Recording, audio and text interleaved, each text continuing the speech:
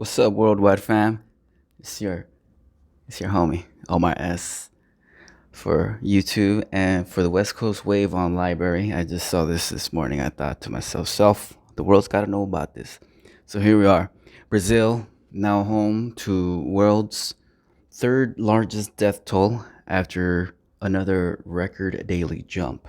Virus updates. This is from zeroheads.com. Quick word to anybody who wants me to get straight to the point. The link to the article will always be in the description, so if you want to read it for yourself, by all means. But while you listen to me, you might hear me go sideways with my own little bias. So just know that. But I will do my best to just, boom, read it to the point. All right, so summary. Brazil passes Italy to claim world's third worst death toll. Architect of Sweden's no lockdown strategy says he has no regrets and doesn't plan to change approach. New York to allow drive-in, drive-through graduations. Italy sees more good numbers. Pakistan reports record jump. New York City won't allow outdoor dining until next month. Florida reports most new cases since April for second straight day. Global cases top 6.5 million. Deaths top 485,000. Hong Kong sees another alarming cluster. China allows foreign airlines to apply to return to service. Russia, Mexico, Brazil all see alarming jump in cases. Deaths. Experts say Russia likely underestimating deaths in St. Petersburg by considerable margin. Backlash to the hydroxychloroquine. Backlash intensifies. This is an update from 1500 hours Eastern. As the bodies pile up and the prospect of a military takeover that would make Tom Cotton's call to send in the army look like pacifism looms large over Brazilian civil society, the country's public health officials have just confirmed that Brazil's death toll has surpassed Italy's. Brazil's indigenous population has been particularly hard hit, as the outbreak strains healthcare resources in remote areas in Amazon region. To get a sense of how quickly the situation is deteriorating, deaths caused by the virus have climbed fivefold in the past month, according to Yahoo News. Many epidemiologists had hoped remote locations might protect the tribes, but the virus, which first took hold in Brazil's cosmopolitan state capitals of Sao Paulo and Rio de Janeiro, is increasingly devastating remote areas of the country. Brazil's coronavirus death toll climbed by 1,437 fatalities on Thursday, a new daily record, bringing Brazil's total to 34,021 confirmed cases. Surged another 30,925 to 614,941 as Brazil remains a country with the second most confirmed cases behind the US. Update at 14:22 hours Eastern. Las Vegas has reopened with stringent controls to prevent new infections. In other news, more promising data have been reported out of Italy today. Pakistan also reported a new record jump in cases. Yesterday, the architect of Sweden's lockdown strategy, state epidemiologist Anders Tegnell, inadvertently set off a rush by proponents of the lockdown approach to declare victory in the public debate by claiming Tegnell had admitted his approach was flawed and that he would be backing away from the strategy. But in a press briefing on Thursday, the state scientist stood by the country's approach and admitted that while he would have made certain adjustments if he knew at the beginning what he knows now, he has no plans to change tack. Political reports. Here's an update from 12:40 Eastern time. After pulling back curfews and taking other steps to accommodate and encouraging both peaceful demonstrations that widely violated the city's social distancing rules and violence and looting, Mayor de Blasio said Thursday that he likely wouldn't allow restaurants to reopen for outdoor dining until next month, virtually guaranteeing that even more small businesses will change. Yeah, right. Small business is going down, bro. Like, okay, the restaurants, they can only get up to a third of people in there now. That's the word. They were already struggling with all the taxes and regulations that they had to deal working, having a business in the state, in the city of New York. And now this BS, just my interpretation of the situation. All right. So the mayor is preparing for June 8th start. Sorry, dear reader, I'm right here. The mayor is preparing for the June 8th start of phase one reopening and said he anticipates reaching the second phase in July. For the restaurants to survive, at least the city's transportation and planning departments will create curbside restaurants to allow eateries to convert adjacent parking spots into more seating for the first time. No permits will be needed to certify the street side restaurants, de Blasio said. The restaurant industry is the wellspring for hundreds of thousands of New Yorkers, de Blasio said.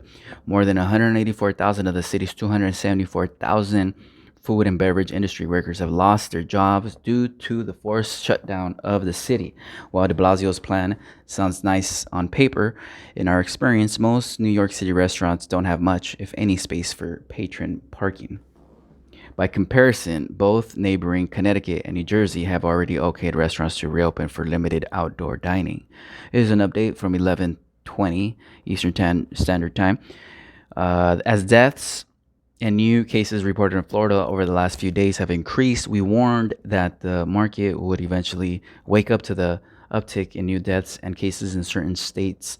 The state reported its largest daily gain in 6 weeks yesterday as the number of cases neared 60,000.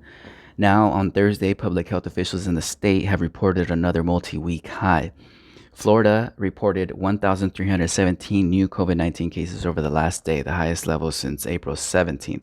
New numbers released by the Florida Department of Health officials Thursday show the state has a total of 60,183 cases and a death toll that on Thursday climbed to 2,607. Hospitalizations across the state increased to 10,652. U.S. stocks sold off a little on the news, suggesting investors are starting to worry again about the recurrence of the virus. More than half of the state's cases are concentrated in Miami-Dade, Broward, Palm Beach, and Monroe counties in the southern part of the state, both Florida. Take a look at that graph as I take a little sip from my coffee.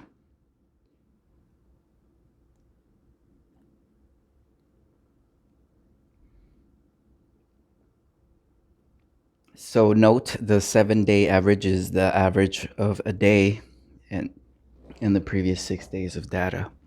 Looking at that chart there. And here's Georgia.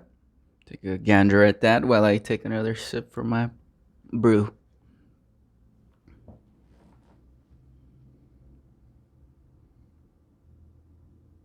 And then the 7 day average is the average of a day and the previous 6 days of data.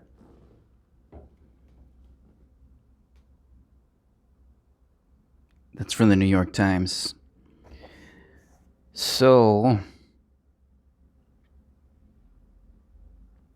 both Florida and Georgia have seen cases reported Thursday at 2 times the level from the day before. Meanwhile, in New York State, Governor Cuomo revealed that the state had expanded its testing capacity closer to its target, with the state now clocking 50,000 tests per day.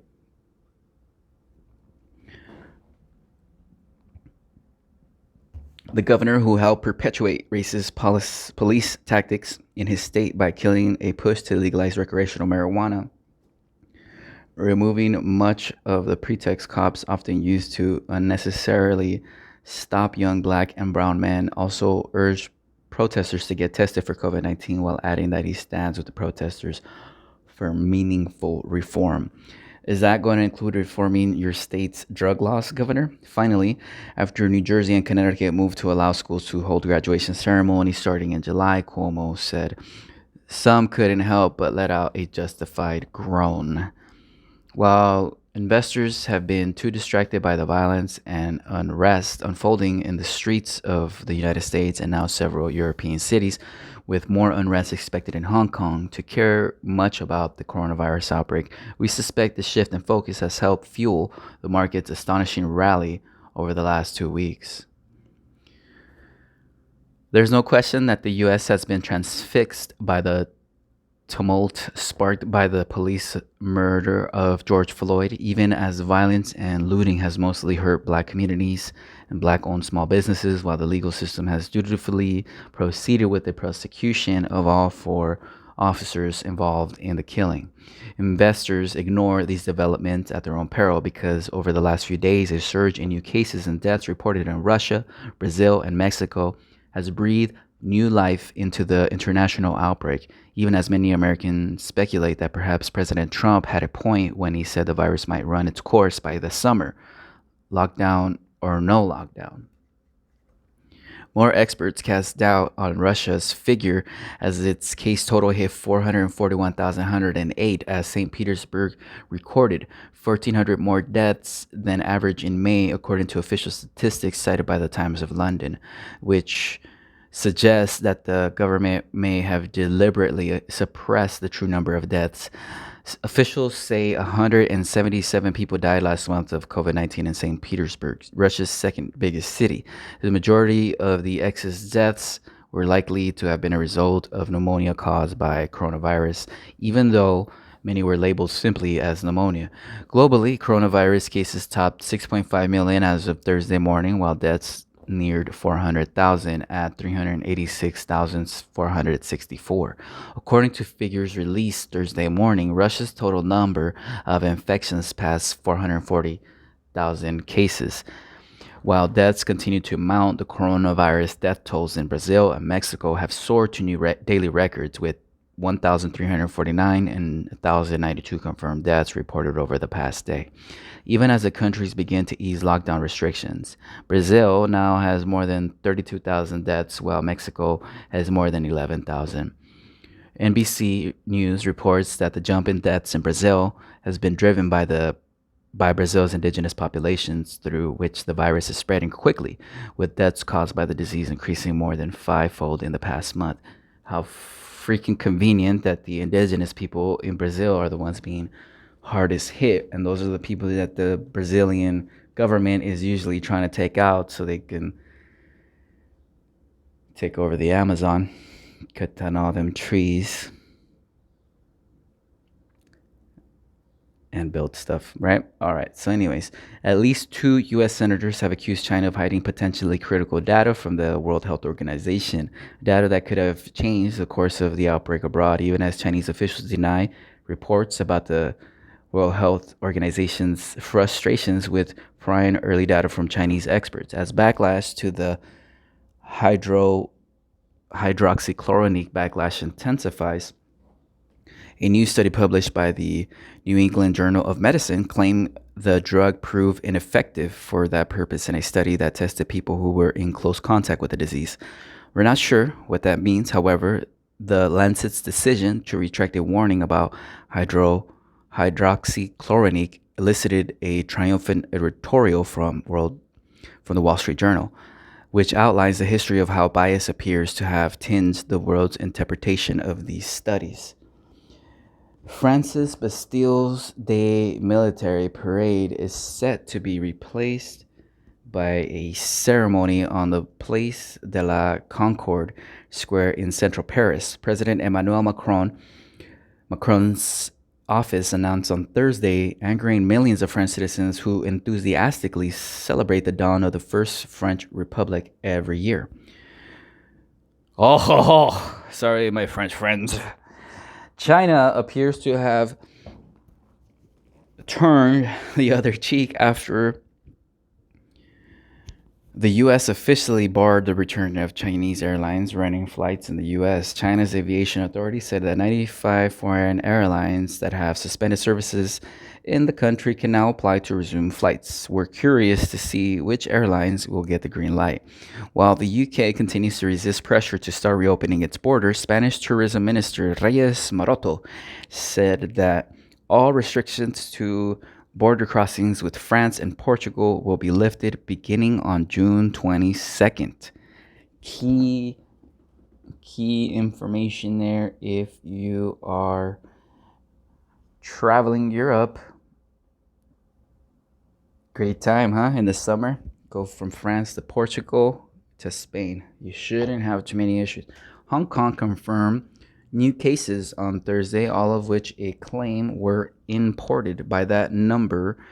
But that number belies the alarm that prompted the evacuation of some tenants from a Sha Tin building after 6 people living in the building had tested positive preliminarily.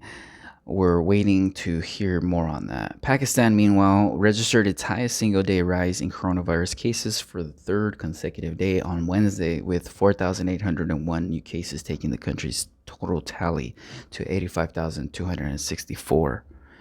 And that's it, dear readers. That is all for this particular report from our friends over at zerohedge.com. Definitely check them out. They kind of got took over, I think, by Chinese owners or something, because they were kind of going at it with, they were kind of just putting China out there as far as the coronavirus stuff. And then like it looked like they got like bought out or something, but they're still a good source of information. For me, it's pretty reliable. They always link to their sources where they're getting the information from, so definitely check them out, zeroheads.com.